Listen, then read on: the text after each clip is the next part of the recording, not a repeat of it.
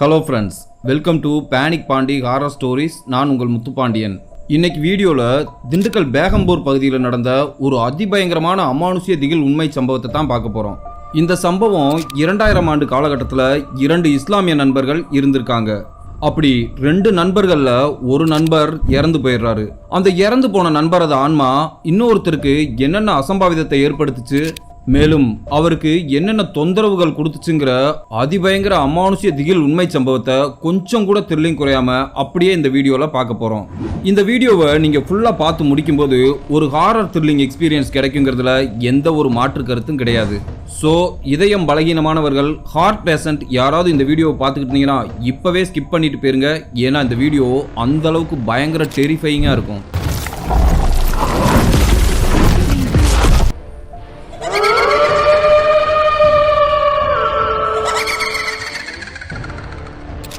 வீடியோக்குள்ளே போகிறதுக்கு முன்னாடி உங்கள் டைம் 2 செகண்ட்ஸ் ஸ்பெண்ட் பண்ணி இந்த வீடியோக்கு ஒரு லைக் பண்ணிவிட்டு ஏதாவது கருத்துக்கள் தெரிவிக்கணும்னா மறக்காமல் கீழே கமெண்ட் பாக்ஸில் கமெண்ட் பண்ணுங்கள். நியூ வியூவர்ஸ் இப்போ தான் நம்ம சேனலை ஃபஸ்ட் டைம் பார்க்குறீங்கன்னா நம்ம சேனலை சப்ஸ்கிரைப் பண்ணிவிட்டு கூடவே அந்த பெல் ஐக்கான ஆல் நோட்டிஃபிகேஷனில் போட்டுக்குங்க. அப்போ தான் நான் அடுத்தடுத்து போடக்கூடிய அமானுஷ்ய திகில் சம்பவங்கள் உங்களுக்கு இன்பாக்ஸில் நோட்டிஃபிகேஷனாக வந்துடும். சரி, வாங்க வீடியோக்குள்ளே போகலாம்.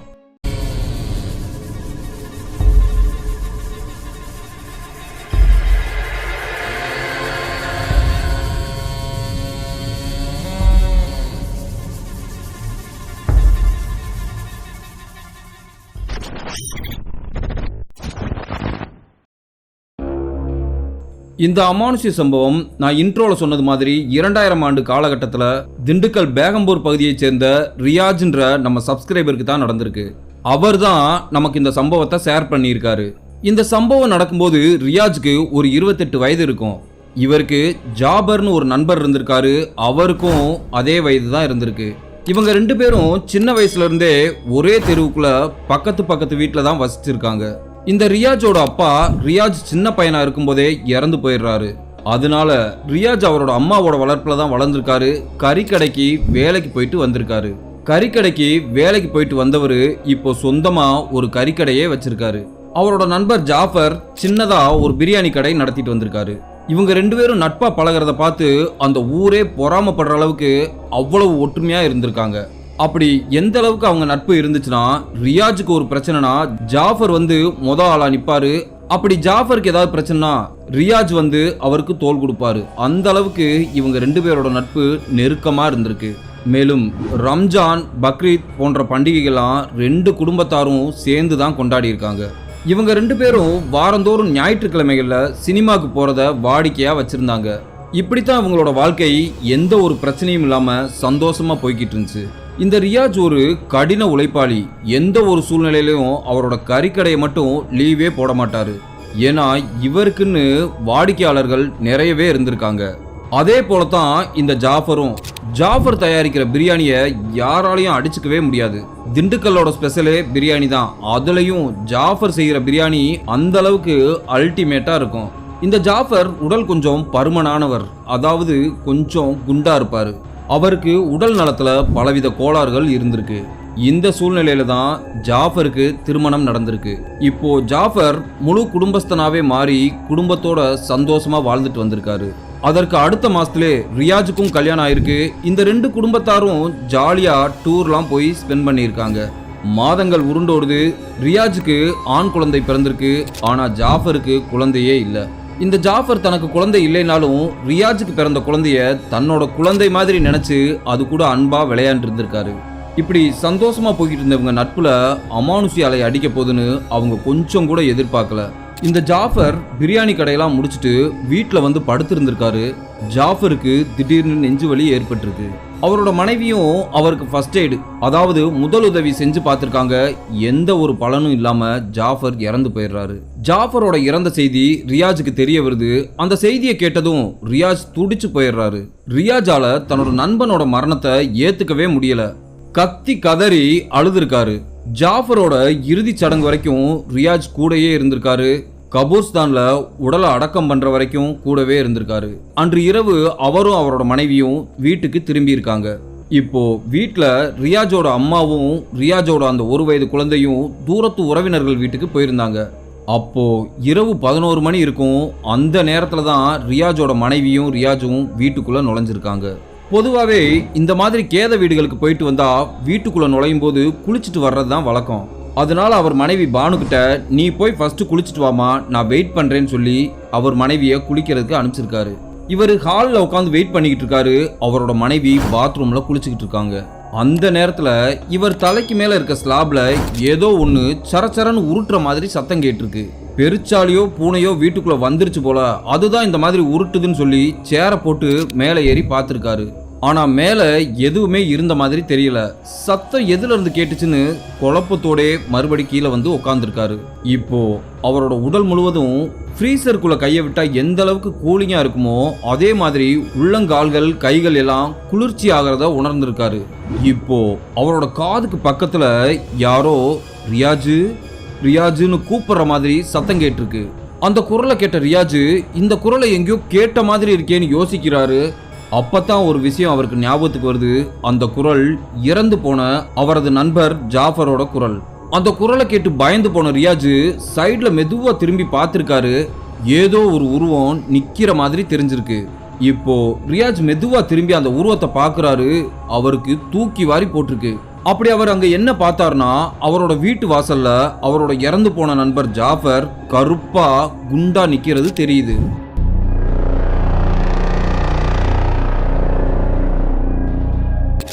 ரியாஜ் பயந்து போய் அந்த உருவத்தை பார்த்துக்கிட்டு இருக்காரு. அந்த ஃபிராக்ஷன் ஆஃப் செகண்ட்ல அந்த உருவம் அப்படி கண்ணுக்கே தெரியாம புகை மாதிரி மறைஞ்சு போயிருக்கு. இப்போ பாத்ரூம்குள்ள இருந்த அவரோட மனைவி பானு வீச்சுன்னு கத்தி இருக்காங்க. அந்த சத்தத்தை கேட்டு பதறி போன ரியாஜ் பாத்ரூம் பக்கத்துல போய் என்ன ஆச்சுமான்னு கேட்டிருக்காரு. என்னங்க, பாத்ரூம்குள்ள ஒரு கருப்பு உருவம் மூலையில நின்றுச்சுங்க, இப்ப நான் கத்துனதும் அப்படியே மறைஞ்சிருச்சுங்கன்னு சொல்லியிருக்காங்க. இப்போ ரியாஜ் பாத்ரூம் கதவை திறந்து பார்த்திருக்காரு. அங்க எதுவுமே இல்லை. அவங்க மனைவி பானு குளிச்சுட்டு வந்ததுக்கு அப்புறம் ரியாஜுக்கு குளிக்க கூட போக மனசு இல்லாம பயத்தோட ஹால்லே உட்காந்துருக்காரு. அப்படி ஹாலில் வந்து உட்காந்தவர் தன்னோட மனைவி கிட்ட தனக்கும் இந்த மாதிரி சம்பவங்கள் நடந்துச்சுங்கிறத சொல்லியிருக்காரு. 2 பேரும் பயத்தோட நடுங்கிக்கிட்டே உட்காந்துருக்காங்க. இப்போ வீட்டை பூட்டிட்டு யாராவது ரிலேஷன்ஸ் வீட்டுக்கு போயிடலாமான்னு யோசிக்கிறாங்க. ஆனா இந்த நேரத்துல பயந்துட்டு அவங்க வீட்டுக்கு வந்திருக்கோம்னு நினைச்சா கேலி பண்ணி சிரிப்பாங்கன்னு சொல்லிட்டு வீட்டிலே இருக்கலான்னு முடிவு பண்றாரு.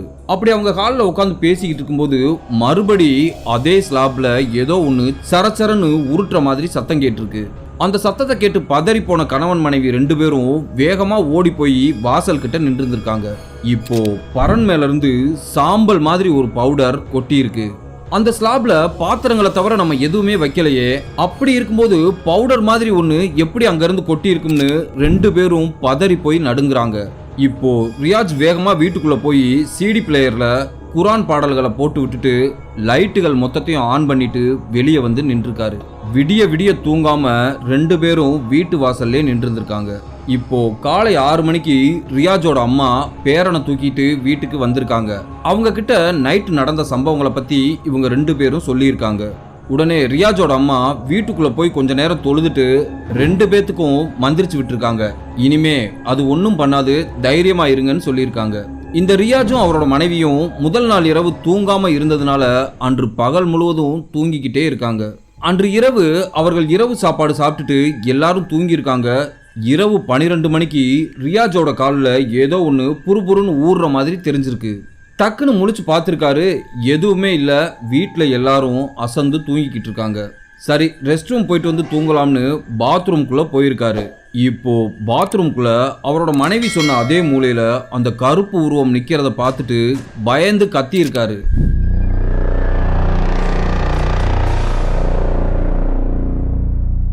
இவர் கத்துனது எதுவுமே கேட்காம அவங்க குடும்பத்தார் எல்லாரும் அசந்து தூங்கிக்கிட்டு இருக்காங்க.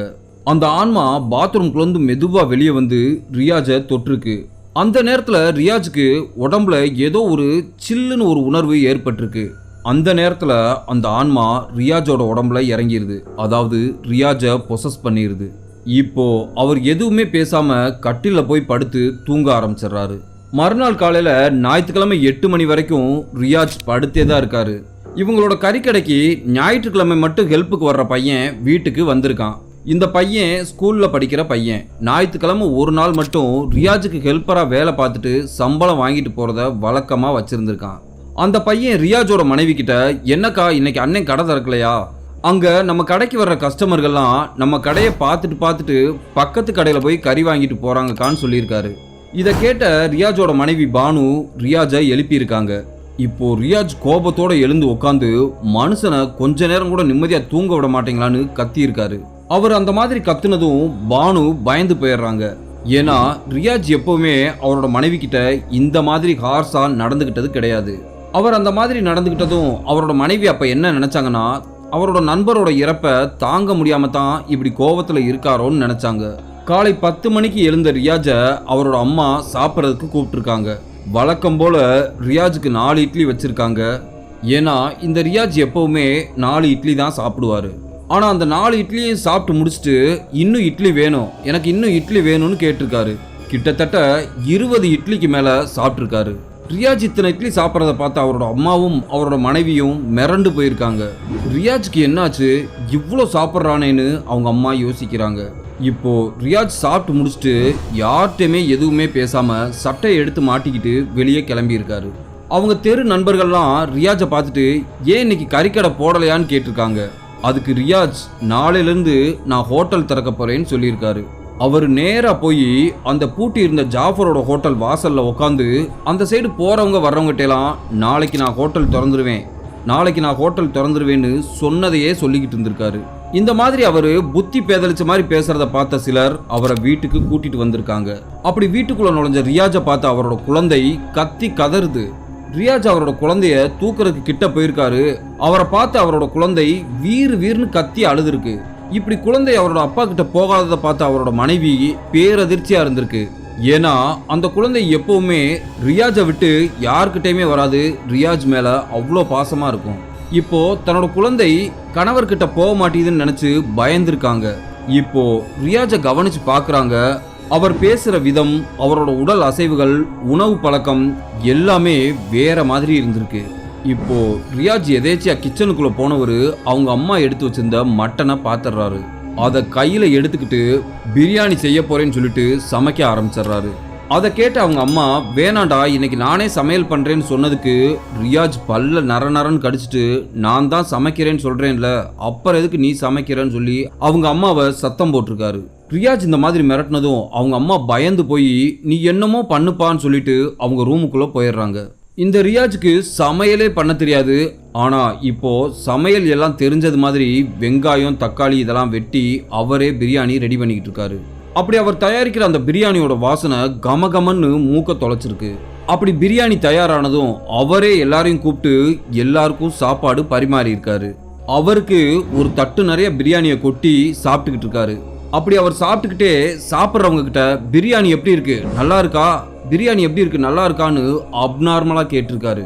அப்படி அவர் அந்த பிரியாணியை ஃபுல்லா சாப்பிட்டு முடிச்சுட்டு கட்டில போய் படுத்து தூங்க ஆரம்பிச்சிடுறாரு. அப்படி தூங்குற ரியாஜோட அம்மாவும் மனைவியும் பார்த்துருக்காங்க. அங்க படுத்திருக்கிறது ரியாஜ் மாதிரியே தெரியல. ஜாஃபர் எப்படி இருந்தாரோ அதே மாதிரி முகமெல்லாம் கருப்பா குண்டான மாதிரி தெரிஞ்சிருக்கு. கொரட்டை வேற பயங்கரமா விட்டுருக்காரு. ரியாஜ் அந்த மாதிரி கொரட்டை விடுறத பார்த்த பானு பயப்படுறாங்க. அப்போ ரியாஜோட அம்மா, இருமா எதுக்கும் பயப்படாத, நான் பள்ளிவாசலுக்கு போய் அசரத்தை பார்த்துட்டு வரேன்ட்டு பள்ளிவாசலுக்கு போயிருக்காங்க. அங்க போய் பள்ளிவாசலோட அசரத், அதாவது மௌலானா கிட்ட நடந்த விஷயங்கள் எல்லாம் சொல்லியிருக்காங்க. அவரை கையோட வீட்டுக்கும் கூட்டிட்டு வந்திருக்காங்க. ரியாஜை பார்த்த அந்த அசரத்து பார்த்த நொடியிலே கண்டுபிடிச்சாரு இவரோட நண்பரோட ஆத்மா தான் இவரோட உடம்புல இறங்கி இருக்குன்னு. அந்த ஆன்மாவை நம்மளால அவ்வளோ சீக்கிரம் விளக்க முடியாது. தர்காவுக்கு கூட்டிட்டு போய் இந்த ஆன்மாவை வெட்டுக்கு விட்டா தான் விளக்க முடியும்னு சொல்லியிருக்காரு. அசரத் இந்த மாதிரி சொன்னதும் ரியாஜோட அம்மாவுக்கும் அவரோட மனைவிக்கும் பயம் அதிகமாயிருக்கு. இந்த மாதிரி செய்யறனால இவரோட உயிருக்கு ஏதாவது பாதிப்பு ஏற்படுமான்னு கேட்டிருக்காங்க. அதெல்லாம் பயப்படுறதுக்கு எதுவுமே இல்லை, நானும் கூட வர்றேன், போய் அந்த பூஜையை முடிச்சுட்டு வரலான்னு சொல்லியிருக்காரு. ஒரு ஆம்னி கார்ல ரியாஜை அந்த தர்காவுக்கு கூட்டிட்டு போறாங்க. அப்படி அவங்க வண்டியில போய்கிட்டு இருக்கும்போது ரியாஜ் அவங்க அம்மா கிட்ட நம்ம இப்ப எங்க போறோம்னு கேட்டுக்கிட்டே வந்திருக்காரு. முக்கியமானவங்க கல்யாணத்துக்கு நம்ம போறோம்னு சொன்னதுக்கு அப்புறம் தான் ரியாஜ் எந்த ஒரு ஆர்ப்பாட்டமும் இல்லாம அமைதியா வந்திருக்காரு. தர்காவோட வாசல்கிட்ட போய் ஆம்னி கார் நின்னதும் ரியாஜ் வண்டியில இருந்து இறங்கி ஓடுறதுக்கு முயற்சி பண்ணியிருக்காரு. இந்த மாதிரி பேய் பிடிச்சவங்களை கண்ட்ரோல் பண்றதுக்காகவே அந்த தர்கால 4 பாதுகாவலர்கள் இருந்திருக்காங்க. அவங்க ரியாஜை கோழி அமுக்கிற மாதிரி அமுக்கி பிடிச்சு தர்காவுக்குள்ள தூக்கிட்டு போய் தர்காவோட மைய பகுதியில் உட்கார வச்சிருக்காங்க. இப்போ அந்த தர்காக்குள்ள ரியாஜ மாதிரியே நிறைய பேய் பிடிச்சவங்கள உட்கார வச்சிருக்காங்க. அங்க இருக்கிற அஜரத்துகள் மயில் இறகால எல்லாருக்கும் மந்திரிச்சுக்கிட்டு இருக்காங்க. அதுல 4 பேர் மயில் இறகோட ரியாஜ் கிட்ட வந்திருக்காங்க. ரியாஜ் பக்கத்துல வந்ததும் அவங்க மந்திரங்கள் ஓத தொடங்கி இருக்காங்க. இப்போ ரியாஜோட உடம்புக்குள்ள இருந்த ஆன்மாவுக்கு பயங்கரமான அதிர்வலைகள் ஏற்பட்டிருக்கு. மேலையும் கீழையும் தவ்வ ஆரம்பிக்குது. அந்த ஆன்மாவை எவ்வளவோ கட்டுப்படுத்த முயற்சி பண்றாங்க. ஆனா அவங்களாலே அந்த ஆன்மாவை கட்டுப்படுத்த முடியல. இப்போ அந்த ஜாஃபரோட ஆன்மா பேச ஆரம்பிக்குது. அது என்ன சொல்லுதுன்னா, என்னைய விட்டுருங்க, நான் என்னோட நண்பனோட உடம்புக்குள்ளே இருந்துக்கிறேன், நான் என்னோட வாழ்க்கைய சரியாவே வாழல, என்னைய விரட்டிடாதீங்கன்னு சொல்லி கண்ணீர் விட்டு அழுதுருக்கு. இப்போ அந்த அஜரத் அதுகிட்ட சாந்தமா வந்து, சரி நீ உன்னோட வாழ்க்கைய வாழல, அதுக்காக உன்னோட நண்பனோட வாழ்க்கைய ஏன் கெடுக்கிறன்னு கேட்டிருக்காரு. அந்த ஆன்மா எதுவுமே பேசாம அமைதியா அந்த அஜரத்தையே பார்த்துருக்கு. இப்போ அந்த அசரத்து உன்னோட கடைசி ஆசை ஏதாவது இருந்தா சொல்லு, அதை நிறைவேற்றுறோம்னு சொல்லி கேட்டிருக்காரு.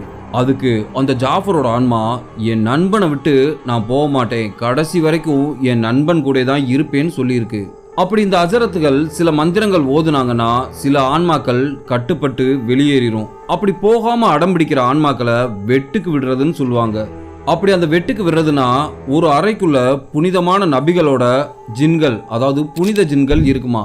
இந்த மாதிரி பேய் பிடிச்சவங்கள தர்காக்குள்ள ஒரு அறையில, அந்த அறை முழுவதுமாக பூட்டப்பட்டிருக்கும். வெளியில வட்டமா ஒரு துளை இருக்கும். அந்த துளையில பேய் பிடிச்சவங்களோட தலைய உள்ள திணிச்சிருவாங்க. அந்த மாதிரி செய்யற சடங்க வெட்டுக்கு விடுறதுன்னு சொல்லுவாங்க. ரியாஜோட தலைய அந்த ஓட்டைக்குள்ள விட்டு 2 அஜரத்துகள் பிடிச்சுக்கிறாங்க.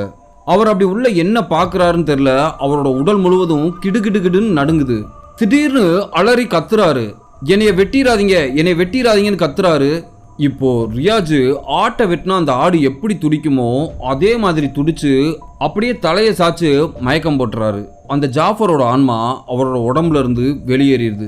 ரியாஜை வெளியே எடுத்து முகத்துல தண்ணி தெளிச்சுட்டு மந்திரங்களை ஓதி தாய்த்து போட்டிருக்காங்க.